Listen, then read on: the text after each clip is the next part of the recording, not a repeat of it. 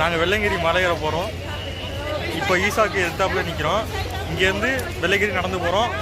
இது வந்து ப்ராப்பரான டாக்குமெண்ட்ரி பண்ண முடியாது, ஏன்னா இது வந்து நாங்கள் ரொம்ப ஃப்ரெஷர்ஸ். ட்ரை பண்ணி பார்க்குறோம். ஓகே ஓகே, வாங்க போகலாம். இப்போ ஈசாலேருந்து வெள்ளையங்கிரி நடந்து போயிட்டுருக்கோம். கொஞ்சம் இருட்டாக தான் இருக்குது, வெளிச்சம் லைட் எதுவும் இல்லை. இந்த வெஹிக்கிள் ஏதாச்சும் வந்தால் மட்டும்தான் ஃபேஸ் தெரியும், இல்லாட்டி இப்படி தான் இருக்குது ஃபுல்லாகவே. நான் உங்களுக்கு கேமரா ஸ்விட்ச் பண்ணி காட்டுறேன், தெரியும். இப்போ பாருங்கள், ஃபுல்லாக இப்படி தான் இருக்குது, ரொம்ப டார்க்காக தான் இருக்குது. பார்க்கலாம்.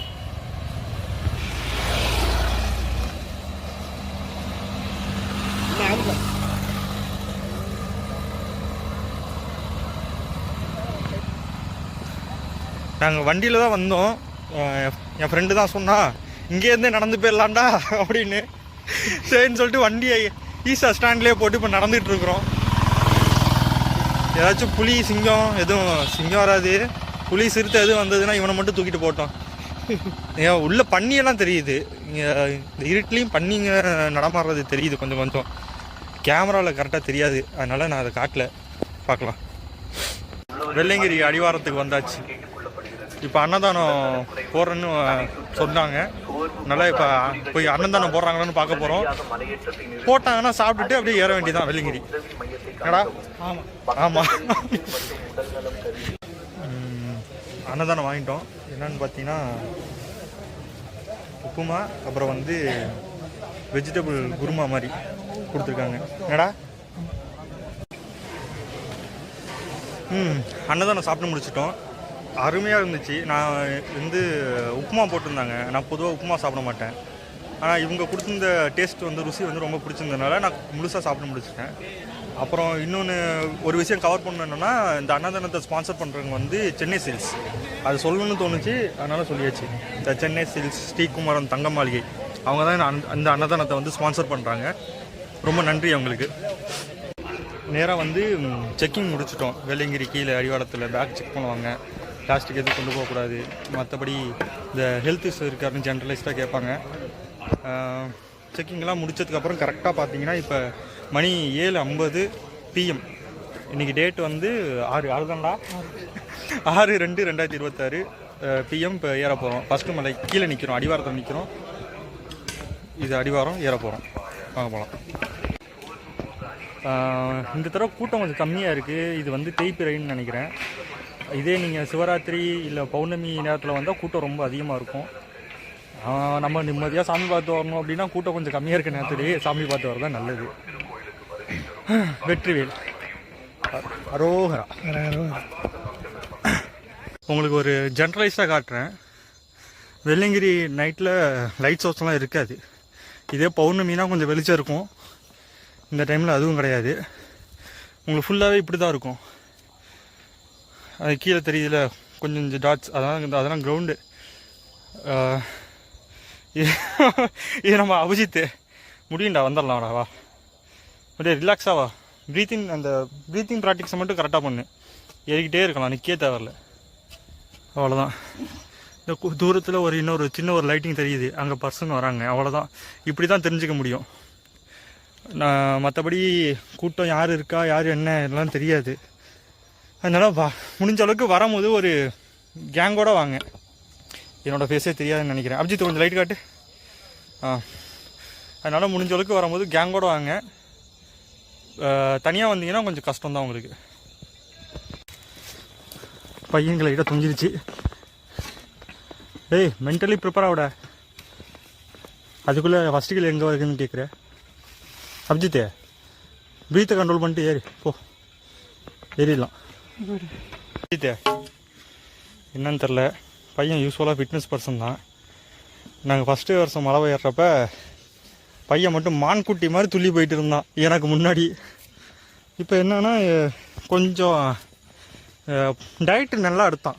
எப்படின்னா கொஞ்சம் நைட்டு 12 மணிக்கு பிரியாணி சாப்பிட்றது, ஃப்ரைட் ரைஸு, இது மாதிரி நல்ல டயட் எடுத்ததுனால பையனோட ஃபிட்னஸை கண்ணால் பார்க்க முடியுது. நீங்களும் அதே ஃபாலோ பண்ணிங்கன்னா சும்மா கின்னு போகலாம். ஓஜி உட்காந்துட்டாரு. அபிஜித்து சே சீஸ். எப்படி இருந்தானா இப்படி ஆகிட்டேன், அதுக்கு பெஸ்ட் எக்ஸாம்பிள் நீ தான்டா. ஓகே, ஒன்றும் இல்லை, ஸ்டில் இந்த டேட்லேருந்து மாற்றிடலாம். ஓகே, நெக்ஸ்ட் வருஷம் நீ வந்து பாயும்புலியாக பாஞ்சு போகிற வெள்ளங்கிரி மலை ஏறி. பாதி மலை ஏறுறதுக்குள்ளே பையன் ஒரு 10 நிமிஷம் உட்காந்துட்டான். மறுபடியும் இப்போ எழுந்துச்சு மலை ஏறிட்டு இருக்கான். ஏந்திரா வாடா போகலாம் அப்படின்னு மோட்டிவேட் பண்ணால் ஏய் உட்கார்றா அப்படின்னு என்னையே திட்டுறான். சரி, எப்படியும் அவனை தட்டி கிளப்பி கொண்டு போய் திருப்பி கீழே இறக்கிற வேண்டிதான். போகலாம் கைஸ். கிட்டத்தட்ட ஃபஸ்ட்டு மலை வந்துட்டு வந்தால் நினைக்கிறேன். ஆனால் என்ன ஒன்றுனா தளபதிக்கு தலை சுற்றி உட்காந்துக்காச்சு. தலை சுற்றி உட்காந்துருக்காங்க தளபதி. இவன் தலை சுற்றி நீ முடிச்சதுக்கப்புறம் இவன் அள்ளிக்கிட்டு போக வேண்டியதான் மேலே. பையனை மோட்டிவேட் பண்ணுறதுக்கு எனக்கு ஒரு நல்ல ஐடியா கிடச்சிருக்கு. அது இப்போ கீழே இறங்கிட்டு போன பக்தர்கள் ஒருத்தர் வந்து ஓம் நமச்சிவாயம் அப்படின்னு சொன்னார். அதை சொன்னதும் எனக்கு ஒரு ஐடியா. பையனுக்கு வந்து ஈசானா கொல்ல பிரியம். மகாதேவ்னா மலையை ஏறி இறங்கி தள்ளிட்டு வந்துடுவான். ஏண்டா அபிஜித்தே? ஆமாம் தானே? அதுக்காண்ட அழுதுகிட்டே சொல்கிற. ஓகே, ஃபஸ்ட் மலை ஏறி முடிச்சாச்சு. நானும் அபிஜித்து ஃபஸ்ட் மலை ஏறிப்போம். மணி இப்போ என்னன்னு பார்த்தீங்கன்னா கரெக்டாக 8:42. நம்ம ஒரு 50 நிமிஷத்தில் முதல் மலை ஏறி இருக்கோம்னு சொல்லலாம். கொஞ்சம் 10 நிமிஷம் முன்னாடியே வந்துட்டோம். பையன் கொஞ்சம் உட்காந்துருந்தான். அதனால் உட்காந்ததுனால சரி அவன் மூச்சு வாங்கிட்டு வந்ததுக்கப்புறம் வீடியோ எடுக்கலாம்னு சொல்லிட்டு இப்போ எடுக்கிறேன். கரெக்டாக ஃபஸ்ட்டு மலை ஒரு 40 நிமிஷத்தில் ஏறி இருக்கும். நீங்கள் உட்காராமல் கொஞ்சம் நல்ல ஃபிட்னஸ் உள்ள ஆளாக இருந்தீங்க அப்படின்னா ஒரு 25 நிமிஷத்துலேருந்து 30 நிமிஷத்துக்குள்ளே முதல் மலை ஏறிடலாம். வாங்க போகலாம். எனக்கு வேணாம். 2வது மலை பாதி தூரம் வந்தாச்சு. பையன் வந்து ஹைட்ரேட் பண்ணுறதுக்காக தர்பூசணி சாப்பிட்டுட்ருக்கான். இப்போ நீங்கள் பார்த்துட்ருக்கிறது நம்ம ஏறிக்கிட்டு இருக்கிறது வழுக்கு பாறைன்னு சொல்லுவாங்க. இது என்ன 2வது மலை பாதி 2வது மலை பாதியில் வரும். இது மழை தண்ணியெல்லாம் இல்லாமல் நல்லா இருக்கும் போதே கொஞ்சம் வழுக்கிற மாதிரி தான் இருக்கும். கஷ்டமாக ஏறுறதுக்கு கொஞ்சம் செங்குத்தாக கூட இருக்கும். அதனால் இந்த பேர் வந்திருக்கலாம். இதில் பகல்லன்னா கொஞ்சம் தெளிவாக காட்ட முடியும். இப்போ தெளிவாக காட்ட முடியாது எனக்கு தெரிஞ்சு. முடிஞ்ச அளவுக்கு நான் காட்டுறேன். அரோகரா. இப்போ வழுக்குப்பாறை பாதியில் இருக்கும். வழுக்குப்பாறை வந்தீங்கன்னா நீங்கள் 2வது மலை பாதி தூரம் ஏறிட்டீங்க அப்படின்னு அர்த்தம். இதுலேருந்து கொஞ்சம் தூரம் போனால் பாம்பாட்டி அந்த நிறுத்தம் மாதிரி வரும் ஒரு மலை. அதோட 2வது மலை முடியுது. அதுலேருந்து 3வது மலை ஆரம்பிக்குது.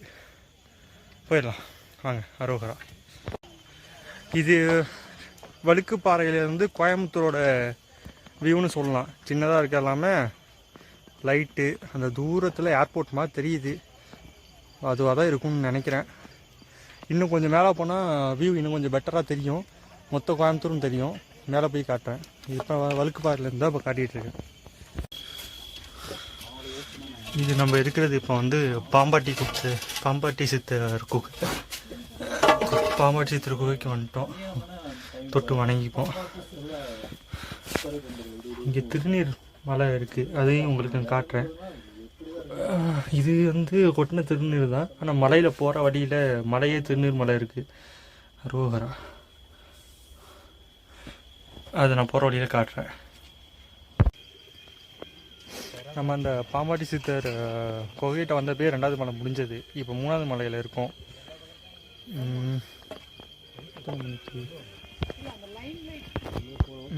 2வது மலை முழுக்க ஒரு மணி நேரத்தில் ஏறி இருக்கும். இப்போ 3வது மலை ஏறிடலாம். 3வது மலை ஏறி முடிச்சுட்டா 4, 5, 6 வந்து கொஞ்சம் ஃப்ளாட்டாக தான் இருக்கும். ரொம்ப கஷ்டம்லாம் கிடையாது. ஈஸியாக ஏறிடலாம். ஏறுவோம். அரோகரா. மணி இப்போ சரியாக 10:10 ஆகுது. 7:50க்கு மலை ஏற ஆரம்பித்தோம். 3 மலை கடந்து வந்தாச்சு. இது 4வது மலையில் இருக்கும்னு நினைக்கிறேன். 4வது மலை முடிஞ்சோன்னே கொஞ்சம் ரொம்ப ஃப்ளாட் சர்ப்ரைஸாக இருக்கும். நான் முன்னாடி சொன்ன மாதிரியே ஈஸியாக ஏறிடலாம். இங்கேருந்து நான் உங்களுக்கு கோயம்புத்தூர் அதோட வியூவை காட்ட ட்ரை பண்ணுறேன்.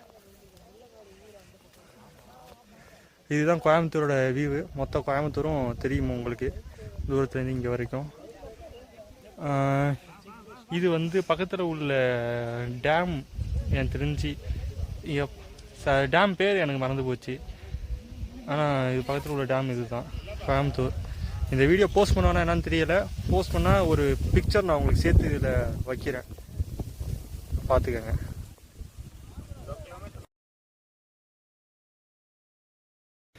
இந்த இடத்தோட 4வது மலை முடியுது. இதுக்கப்புறம் 5வது மலை. 5வது மலை தொடங்குறப்போ கொஞ்சம் தூரம் வந்து ஒரு கிளைம் பண்ணுற மாதிரி இருக்கும். ரொம்ப தூரம் இல்லை, ஒரு 100 அடின்னு கூட வராதுன்னு வச்சுக்கோங்களேன். ஏறினதுக்கப்புறம் அதுக்கப்புறம் சமமாக தான் இருக்கும். இப்போ ராத்திரி ஏறுறப்ப அந்த சமமான தரையை காட்ட முடியுமா என்னன்னு தெரியல. நான் திரும்பி வரத்துக்குள்ளே விடிஞ்சிருச்சு அப்படின்னா நிச்சயம் அதை காட்டுறேன். இப்போ மணி என்னன்னு பார்த்துக்கிட்டிங்கன்னா செக் பண்ணிக்கிறேன். மணி வந்து கரெக்டாக 10:24. நம்ம வந்து 7:50க்கு ஆரம்பித்தோம். அந்த 4 மலை முடிகிறதுக்கு 7:50லேருந்து 10:24 ஆகிருக்கு. நம்ம உச்சிக்கு போகிறதுக்கு எவ்வளோ நேரம் ஆகும் அப்படின்னு பார்க்கலாம். போமாடா. வெள்ளையங்கிரி முழுக்க இந்த வித்தியாசமான சிலந்தி ஒன்றை வந்து நான் பரவலாக பார்த்தேன். கீழேருந்து ஏறி வரும்போது பார்த்தேன். இப்போ இங்கேயும் இருக்குது. இதுக்கிட்ட இது விஷமாக என்னன்னு தெரியலை. இதுக்கிட்ட கடி எதுவும் வாங்கிடாமல் கொஞ்சம் ஜாக்கிரதையாக வாங்க. வெற்றிகரமாக 4 மலை ஏறி முடிச்சாச்சு. 4 மலை முடிச்சாச்சுல, 4 மலை முடிச்சாச்சு. 5, 6 5வது மலை வந்து இந்த பாயிண்ட்லேருந்து ஸ்டார்ட் ஆகுது. இதுக்கு முன்னாடி சொல்லியிருந்தேன் அப்படின்னா அது ராங். முன்னாடி சொல்லியிருக்கேன், தெரியல, மறந்துட்டேன். ஏறினதில் குழம்பிட்டேன். இதுலேருந்து 5ஆம் மலை ஸ்டார்ட் ஆகுது. இதுலேருந்து இந்த சொல்லியிருந்தேன்ல நான் ஃப்ளாட் சர்ஃபேஸ் ஆகும்ட்டு, அது இந்த இடத்துலேருந்து தான். இதுக்கப்புறம் ஈஸியாக போயிடலாம். இப்போதான் அவன் மூஞ்சில் உயிரே வருது. கேவலமாக இருக்குது, சிரிக்காத. சரி பார்க்கலாம். அரோகரா. இந்த வீடியோ எடுத்துக்கிட்டு இருந்த புதுசில் உங்கள்கிட்ட சொன்னதாக ஞாபகம் இருக்குது.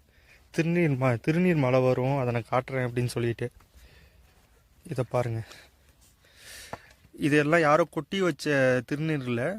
இது ஒரு சொல்ல போனால் இது ஒரு மண் வகை. ஆனால் இது திருநீர் மாதிரியே இருக்கும் வெள்ளையா. இந்த மலை முழுக்க சுற்றி முற்றி அந்த மண் தான் இருக்கும்.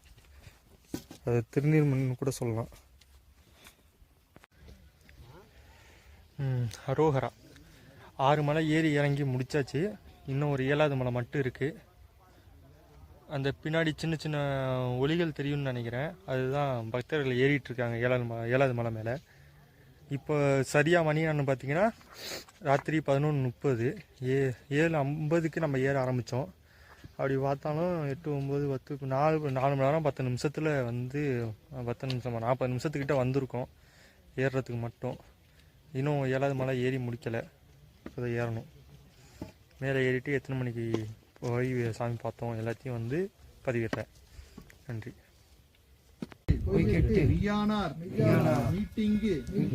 வந்து வினை பிறவி சாராமே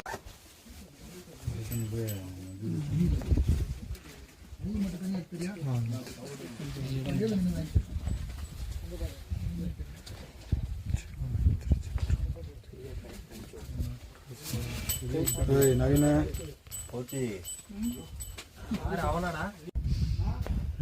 மணி சரியாக இப்போ 12 ஆகுது. வெள்ளையங்கிரி ஆண்டவரை இப்போ தான் பார்த்து முடிச்சுட்டு வந்து அந்த படிக்கட்டில் உட்காந்துருக்கோம். இனிமேல் இறங்கி போகணும். நல்ல தரிசனம், அமைதியாக இருந்துச்சு. கூட்டம் இல்லாதனால நின்று பார்க்குறதுக்கு நல்ல நேரம் கிடைச்சது.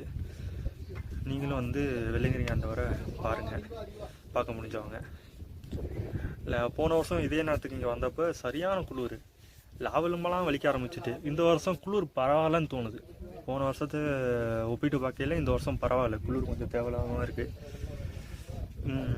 கீழே போக போக அதே மாதிரி என்னென்ன நடக்குது என்ன எதுன்ட்டு அப்படியே நான் பதிவு செய்கிறேன். நன்றி.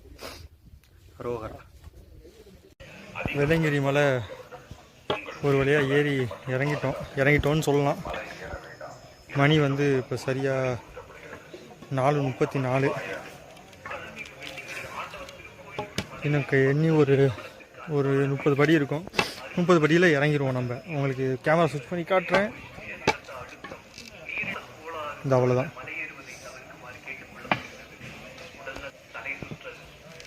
அவ்வளோதான் அடிவாரம். என்ன கால் கொஞ்சம் வீங்கிருக்கு அப்படின்னு நினைக்கிறேன். ஏன்னா பாதம் சரியாக சமத்தரையில் படமாட்டேது. கொஞ்சம் வீங்கி தான் படுது.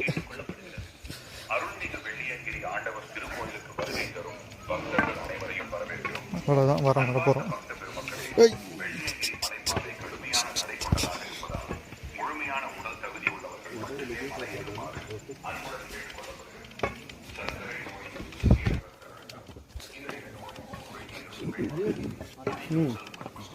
அரோகரா அரோகரா அரோகரா